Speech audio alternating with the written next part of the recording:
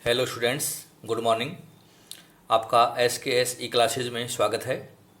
हमने कल एक नया टॉपिक शुरू किया था, एडवांस बिजनेस स्टेट्स में मोमेंट्स एंड कुर्टोसिस, परिघात एवं प्रथुशीर्षत्व।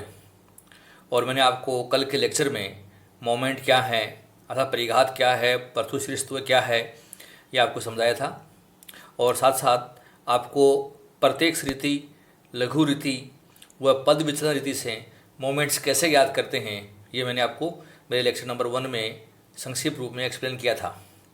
और डायरेक्ट मेथड से इंडिविजुअल सीरीज में किस प्रकार से मोमेंट्स याद करते हैं, ये एक क्वेश्चन के द्वारा आपको समझाए थे। आप पुनः है लेक्चर नंबर 1 पढ़कर आप विभिन्न प्रकार के जो सूत्र हैं डायरेक्ट मेथड के, वो आप समझ सकते हैं। संक्षेप में मैं पुनः यहाँ आज आपको बताऊँगा। डियर स्टूडेंट्स, लेक्चर सुनने से पहले मैं आपको यह कहना चाहूँगा, यदि अभी तक आपने मेरा चैनल SKS ई क्लासेज सब्सक्राइब नहीं किया है तो कृपया चैनल सब्सक्राइब करें, ताकि प्रतिदिन आपके पास MCOM और BCOM से संबंधित वीडियो लेक्चर्स जो हैं वो नियमित रूप से आप पढ़ सकें, सुन सकें। मोमेंट्स व कुर्टोसिस में आपने पढ़ा था कि ये ऐसे माप हैं जो किसी समग्र श्रेणी की संरचना, उसके स्वरूप, उसकी सममिति या असममिति का विश्लेषण करते हैं, उसकी प्रकृति हमें बताते हैं, और उस श्रेणी को अगर हम ग्राफ पेपर पर दर्ज करें तो हमारा वक्र कैसा होगा, अर्थात प्रसामान्य वक्र होगा या नुकीले शीर्ष का वक्र होगा, ये चपटा शीर्ष का वक्र होगा। ये सब जो हैं हम श्रेणी के संबंध में जानकारी मोमेंट्स और कुर्टोसिस में प्राप्त करते हैं। मैंने मेरे कल के लेक्चर में आपको प्रत्येक रीति की विधि बताई थी कि जब भी आप डायरेक्ट मेथड से सवाल सोल्व करें तो सबसे पहले हमें समांतर माध्य याद करना है। समांतर माध्य से हमें डेविएशन लेने हैं, अर्थात x माइनस एक्स बार। जो डेविएशन आपने लिए हैं उनका d² d⁻³ d⁻4 करने हैं। और यदि आपकी आवर्ती श्रेणी है तो हमें संबंधित आवर्तियों से गुणा करके sigma FD, sigma FD², sigma FD³ व सिग्मा FD⁴ ज्ञात करने होते हैं। इनके विभिन्न सूत्र भी मैंने बताए थे। ये व्यक्तिगत श्रेणी के हैं, सिग्मा D/n मोमेंट फर्स्ट के लिए, सिग्मा D² मोमेंट सेकंड के लिए, सिग्मा D⁻³ मोमेंट 3 के लिए, सिग्मा D⁻4 मोमेंट 4 के लिए। और अगर आपकी आवर्ती श्रेणी है तो प्रत्येक को हम f से गुणा कर देते हैं, अर्थात सिग्मा FD/n मोमेंट फर्स्ट के लिए, मोमेंट सेकंड हेतु सिग्मा FD²/n, मोमेंट 3 के लिए सिग्मा FD⁻3/n और मोमेंट 4 के लिए सिग्मा FD⁻4/n। तो ये हमारे सूत्र जो हैं ये आपको अच्छे तरीके से समझ लेने हैं। और अब हम एक ऐसा क्वेश्चन ले रहे हैं डायरेक्ट मेथड से और कंटिन्यूअस सीरीज और डिस्क्रीट सीरीज से संबंधित, जिनके सूत्र आपके सामने रखे हुए हैं। तो हमारा जो क्वेश्चन है मैं ले रहा हूँ डिस्क्रीट सीरीज का, जिससे हम मोमेंट्स कैसे याद करते हैं ये सीखेंगे प्रत्येक रीति के द्वारा। क्वेश्चन हमारा ये है, find 4 central moments for the following distribution. Size रखिए अपने को, जिसको हम x बोलते हैं, 1 2 3 4 5 6 7 8 और 9। साइज में कोई भी संख्या हो सकती है। फ्रीक्वेंसी भी दे रखी है, हर साइज की आपको फ्रीक्वेंसी दे रखी है। तो ये आप देख रहे हैं कि हमारी जो सीरीज में साइज भी है और फ्रीक्वेंसी भी है, तो ये एक डिस्क्रीट सीरीज है। और अगर यह साइज ग्रुप्स में होती या मिड वैल्यू में होती तो ये कंटिन्यूअस सीरीज बन जाती। तो डिस्क्रीट सीरीज में हम डायरेक्ट मेथड से हम मोमेंट्स की गणना कैसे करें ये अपने को सीखना है।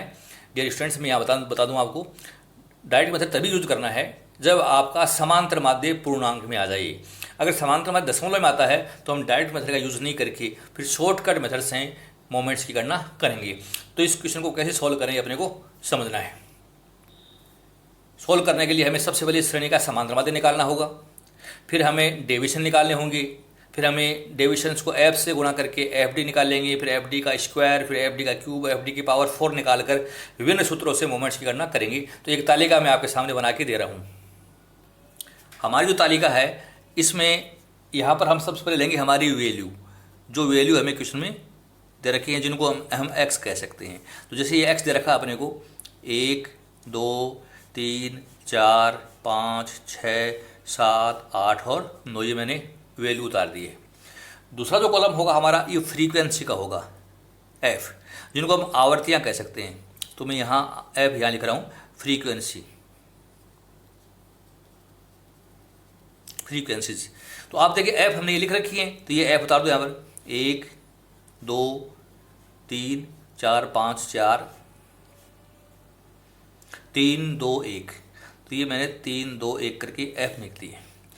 अब मैंने आपको बताया कि सबसे पहले हमें समांतर माध्य निकालना होता है, तो अगला कॉलम हम क्या करेंगे कि एफ एक्स करेंगे, अर्थात f को इनटू करना है, हमारा जो x है उससे मल्टीप्लाई करना है। तो ये f है और ये x है, इनको मल्टीप्लाई कर दो। तो 1 गुणा 1 1, 2 गुणा 2 4, 9 16 25 24 21 16 और 9। और ये स्टूडेंट हमें यहाँ इनका योग करना है, और ये योग कराएगा sigma x, sigma f x, sigma f x. ये योग कर दीजिए, तो ये आया 125। मैंने एफ एक्स का योग कर दिया 125, और अब एफ है उनका योग भी कर दो, ये एन कहलाती है। एन बराबर एफ जोड़ दीजिए, 3 3 6 10 से 15 19 22 24 1 25। तो एफ हमारे सवाल में है 25। और अब हम समांतर माध्य निकाल सकते हैं। तो समांतर माध्य में यहाँ आपको हल करके बता रहा हूँ, x bar equal to sigma f x upon n होता है। सिग्मा एफ एक्स हमारा है 125 और आवर्तियों का योग है 25। तो आपने भाग दिया तो समांतर माध्य 5 आ गया, और समांतर माध्य पूर्णांक में हमारा, इसलिए हम डायरेक्ट मेथड से हम मोमेंट्स की गणना बहुत आसानी से करके दिखा सकते हैं। अब देखिए डियर स्टूडेंट्स, यहाँ हम लेंगे deviation from x, deviation from x निकालेंगे, अर्थात हमारा जो कॉलम होगा उसका नाम होगा डी। और आपको क्या काम करना है, डी निकालना है, एक्स में से आपको एक्स बार घटाना है, ये काम करना होगा। हम देख रहे हैं ये हमारा एक्स है और एक्स बार हमने याद कर लिया वो 5 है, तो ये एक्स बार में आ लिख दो, हमारा एक्स बार इक्वल टू 5 था, तो 1 में से गया 5, तो ये आया -4, 2 में से गए 5 तो -3, फिर -2, -1, फिर 0, +1, +2, +3, +4। ये हमारे डेविएशंस आ चुके हैं। अब अगले कॉलम में हम क्या करेंगे, एफ को डी से एफ डी निकालेंगे, अर्थात आवर्ती इनटू विचलन। हमारे ये तो है एफ और ये है डी, इन कॉलम को गुणा करके आपको एफ डी निकालना है, अर्थात एफ इंटू डी, ये काम कर लीजिए। तो देखिए ये एफ है और ये डी है, -4 को 1 से गुणा किया, -4, -6, ये भी -6, -4, ये 0, ये +4, ये +6, ये +6 और ये +4। और आप इसका योग कर दीजिए, ये योग कराएगा सिग्मा एफ डी। तो इसका योग करते हैं हम, तो आप देख रहे हैं 6 और 6 ये माइनस के हैं, प्लस के हैं, जो संख्या माइनस की थी वही प्लस की है, तो इनका योग हमारा 0 हो गया। तो ये कॉलम हो गया हमारा एफ डी का। अब नेक्स्ट कॉलम हम बनाएंगे एफ डी स्क्वायर, अर्थात एफ डी गुणा डी कर दीजिए आप। एफ डी हुआ डी की गुणा है, यूँ कह सकते हैं एफ डी हुआ डी की गुणा। समझने के लिए मैंने सरल तरीके से आपके सामने इसको लिख दिया है। तो ये हमारा एफ डी का कॉलम है और ये डी का कॉलम है, इन दोनों को आपस में गुणा करना है। जब जैसे दोनों गुणा करेंगे तो ये माइनस को और ये माइनस है, तो ये हो गया 16, 6 गुणा 3 18, 6 गुणा 2 12, 4 गुणा 1 4, ये 0 4, ये 12, ये 18, ये हो गया 16। हमने इनका योग किया, ये योग कराएगा सिग्मा एफ डी स्क्वायर, और ये योग हमारा जो आ रहा है ये आएगा 100। योग कर दिया हमने, 100 हो गया। तो ये कॉलम भी हमारा हो गया। अब हमें क्या काम करना है स्टूडेंट्स, एफ डी की पावर क्यूब निकालनी है। तो आप क्या काम करें, एफ डी स्क्वायर को आप डी से गुणा कर दें। एफ डी स्क्वायर जो ज्ञात किया है, ये हमारा ये कॉलम था और ये डी वाला कॉलम गुणा कर दीजिए, अर्थात एफ डी स्क्वायर व डी की गुणा करनी है आपको। तो देखिए ये एफ डी स्क्वायर का कॉलम है, ये डी का है, गुणा किया 16 को -4 से, तो ये -64, 18 को -3 से 54 हो गया, 12 को -2 से 24 हो गया, 4 को -1 से तो 4 हो गया, ये 0 है ही। 4 को 1 से गुना किया 4, 12 को 2 से 24, 18 को 3 से 54, 16 को 4 से 64। हम इस कॉलम का योग करेंगे। सिग्मा एफ डी का क्यूब इक्वल टू, हम देख रहे हैं जो संख्या नेगेटिव है वही संख्या से हमारी पॉजिटिव है, तो ये योग आया इसका 0। लास्ट कॉलम आप बनाइए।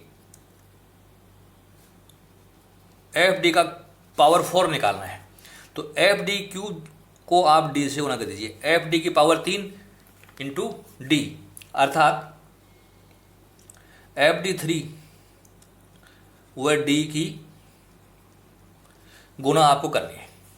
देखिए ये हमारा एफ डी 3 का है और ये डी का कॉलम है, इनको गुना करना है। ध्यान रखना, डी वाले को एफ डी पावर 3 से, तो माइनस के 64 को माइनस के 4 से, तो ये संख्या हो गई 256।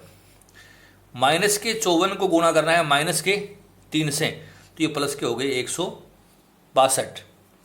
माइनस के 24 को माइनस के 2 से, तो ये प्लस का हो गया 48। माइनस के 4 को माइनस के 1 से, तो 4, 0 को 0 से, तो 0, 4 को 1 से 4, 24 को 2 से 48, 54 को 3 से 162 और 64 को 4 से 256 हो गए। और इनका योग कर दीजिए। सिग्मा एफ डी की पावर 4 का योग हमने कर दिया, तो ये योग आप देख रहे हैं कि योग हो गया 940। मैंने योग कर दिया 940। इस तरीके से हमें कैलकुलेशन कर लेने।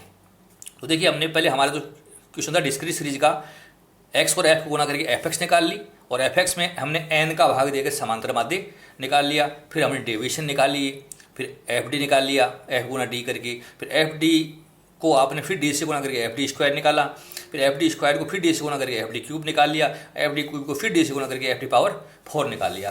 अब डी स्टूडेंट मोमेंट्स निकालने अपने को। मोमेंट होते हैं 4। तो moment first is sigma f d upon n होता है।